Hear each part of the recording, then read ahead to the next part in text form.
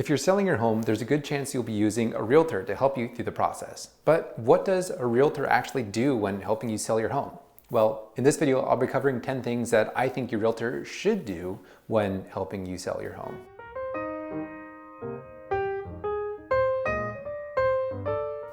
Hi, I'm Daniel Roberts, principal broker of the Joyful Roberts Group. We are a real estate team located in Newberg, Oregon, licensed with Premier Property Group, LLC. And in this video, we're going to be covering 10 things that I think your realtor should do when helping you sell your home. So the very first thing that a realtor should do is actually nothing to do with the actual selling of your home at all. It actually has to do with you. The first thing that they should do is ask you questions to get to know you. They need to know what's important to you. They need to know what your values are. They need to know why you're moving. They need to know a lot about you as a person. And the reason this is important is because selling your home is such a personal thing. It's a very stressful time naturally. And it's good to have a realtor who you trust, who trusts you, and that there's a mutual relationship there. If during the first conversations you realize that it's not going to be a good fit to work with a realtor, it's good to find that out ahead of time, because if you go way into the process and you're already under contract to sell your home and then you find out that your realtor is not a good fit, then it's really hard and very stressful to get a new one at that time. So this is why you want a realtor who's going to ask you the right questions, get to know if you're the right fit for them and if they are the right fit for you. The second thing a realtor should do is educate you on the process. Now, not everyone wants this to the same degree. However, a realtor should still be telling you what's going on and when. And there's different degrees of this. Some people just want to know exactly what they need to do and when. And some people want to know the entire process, what it takes to sell a home and everything in between, all the little steps. And a realtor should do this to whatever you as the seller are wanting. So education to me is a very important point. That's why I make these videos, and this is why I take every seller and buyer through a process to teach them about what they're actually going through. Because the more that they know, the more that they are informed, the less stressed they will be as certain things come up.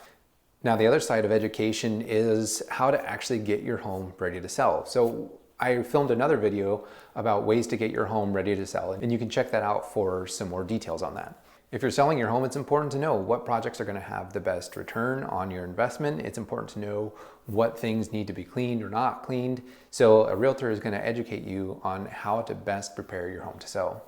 A realtor should also recommend resources for you. So this could be contractors to do some work. Could be plumbers, electricians. It could be anyone. A realtor should be a vast resource for you to find other resources and people to do work that you need done. Also, towards the end of the project, they may be able to recommend movers if you need help moving. But this is something that a realtor should constantly be doing, is connecting you with the right people.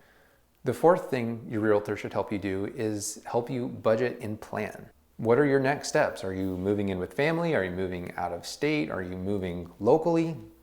We have a video about 5 questions you should ask yourself before moving, but a realtor should also be talking about these things with you. And on top of that, they should help you budget and know what are the costs involved in selling your home, what are the costs involved with wherever you're moving, and give you a picture of some possibilities of when you sell your home, how much money you'll have left over, and then help you make the best decisions with that money. Now, not to the level of what a financial planner might be able to do, but if you need a financial planner, your realtor should be able to recommend someone to you.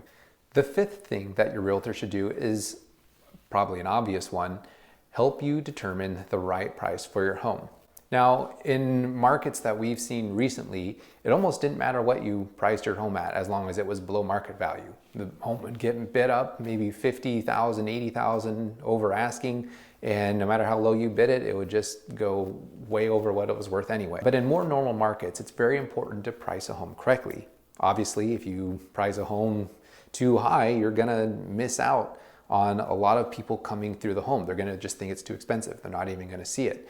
And potentially your home could sit for too long, despite the best marketing efforts, and you may have to drop the price to lower than what it's actually worth. Now, obviously on the other side of this, in more normal markets, especially in buyer markets, if you price a home too low, you're missing out and you're leaving money on the table. So this is really why it's important to have conversations with your realtor, and your realtor should educate you on what the market's doing. What are the homes that have sold, and not just what did they sell at, but where did they sell? That's very important. How long did it take for them to sell?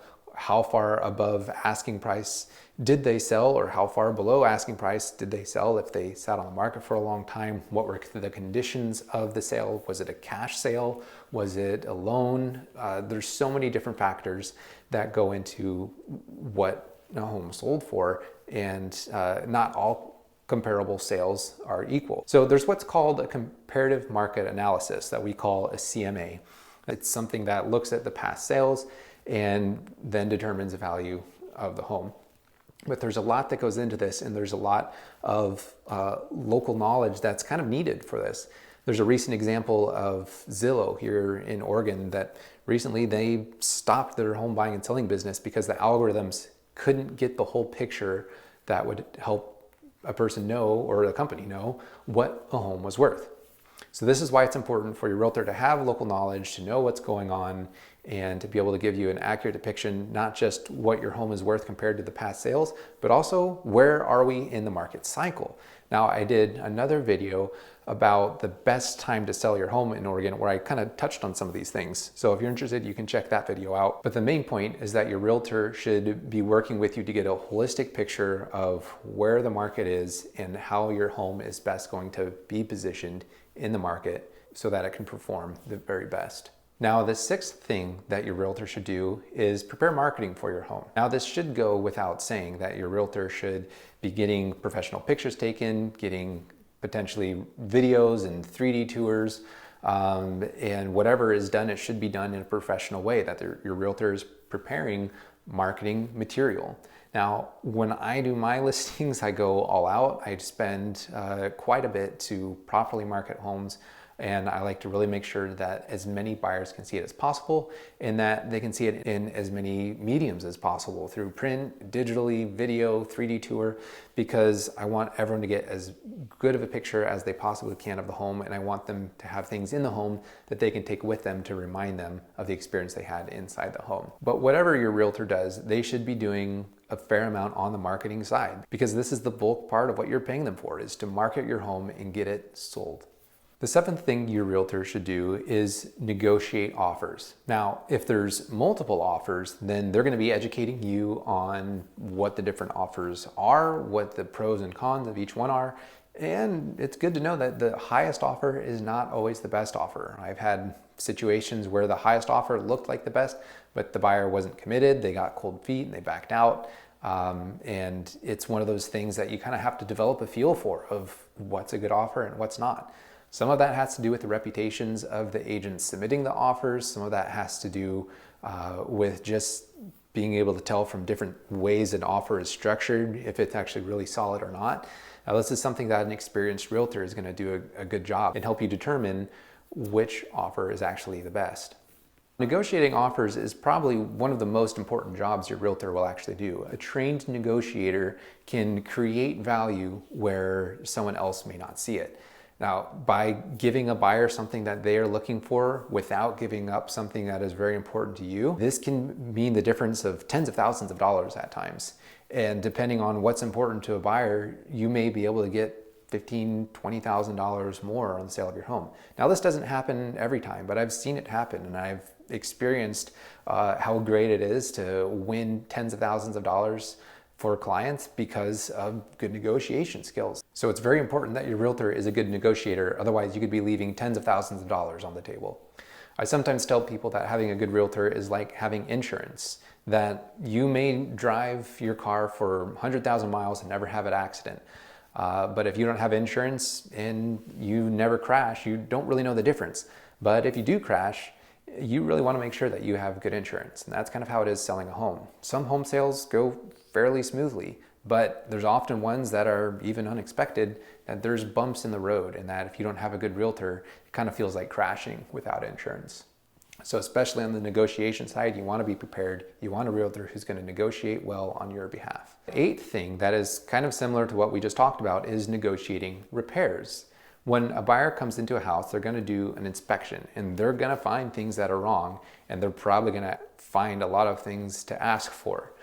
Now, a realtor can help educate you of what the reasonable repairs are and also when the buyer is just trying to squeeze a little bit of extra money out of you.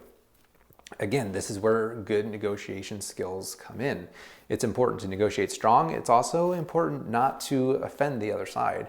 And I've seen this happen before too, where an agent will come on really strong negotiating and they'll push away the other side and really tick them off. And then the people don't want to work together anymore and they come to the stalemate, and it's not a pretty situation. So one of the things that I found is that by negotiating strongly, but also with empathy, and by recognizing where the other side is coming from and clearly communicating that I've been able to negotiate things that many other people would sometimes consider not negotiable. So it's important that your realtor is a strong negotiator, but also does so with empathy and with an understanding of people and having just a high level of emotional and social intelligence. Negotiation on repairs can also save you thousands of dollars if done correctly. There will potentially be things that you'll have to pay for, especially the more we go into a buyer's market. And so it's just good to know what you're gonna have to pay for as a seller for repairs, and also what you may not have to pay for. So again, a good realtor can help you make the best decisions on this and can help you save as much money as possible. The ninth thing that your realtor should do throughout the process is communicate regularly and clearly. Even when a home is under contract, it's important to know what's happening when, what's the status of the loan, what are the buyers doing, when are the inspections happening, what's the news with the appraisal. All these things are things that your realtor should be communicating to you. Now, it's even more important if your home is not under contract yet, but is listed on the market, your realtor should be communicating with you on a regular basis what they're doing to promote your home, how many viewings your home is getting, what the feedback is from other agents, and they should be actively pursuing this feedback because that feedback can help you know where your home sits on the market figuratively compared to the other homes, and there can be feedback on any things that might need to change with the listing, as well as if the price is fair or not. So your realtor should be communicating clearly with you no matter where you are in the process. Now, the 10th and final thing for this list that your realtor should be doing is staying in touch with you and providing value after the sale. Now, this might mean if you're moving out of state that they can refer you to another agent no matter where you're going. Now, I'm with a coaching network that is nationwide, and people from this network sell 1 out of every 8 homes in America. So what that means is that I have a wide network of people that no matter where you're moving across the country, I have someone who's probably going to be close to the top person in their area who can take great care of you. And because they value referrals as much as I do, if they're referred by me, they'll make sure they take excellent care of you. This is a way that I provide value to my clients who are moving out of the area. If you're staying local, your realtor should continue to be a resource even after the sale of your home is complete. And this will be helping you move on to the next stage of your life, whether that's you're moving in with family, you're renting for a little bit, or you're buying your next home. When I work with clients, I like to see them as clients for life. I don't just say, great to meet you, have a good rest of your life, but I like to stay in touch with them. I want to make sure if they ever have a need for a handyman or a plumber, an electrician, CPA, financial planner, I want to make sure that I'm a resource for them no matter what they need. And like I mentioned, the ways I do this are referring to people, but also having client appreciation parties, giving them local news, giving them tips on what it looks like navigating the market, or if they're in a home, ways that they can take care of their home. There's a lot of different ways that I try to provide value to people, but the main point is I want to stay in touch and let them know that I care about them and that they are important to me. And should they ever need help in any fashion in regards to real estate, I'm here for them. Well, I hope this video was valuable for you, and wherever you are, I hope that you find a realtor who's going to take great care of you and do a great job selling your home. Now, if you're in Newberg, Oregon or the surrounding areas, I would love to help take care of you. You can give me a call or reach out to me in whichever way is most convenient for you. Well, I hope you enjoy this series. I hope you continue to watch the other videos that we have. I love educating people. I love making sure that people are ready and confident as they move towards the steps of selling their home. So I look forward to hearing from you, and I hope you hit the subscribe button. I hope you like this video, and I'll see you in the next one.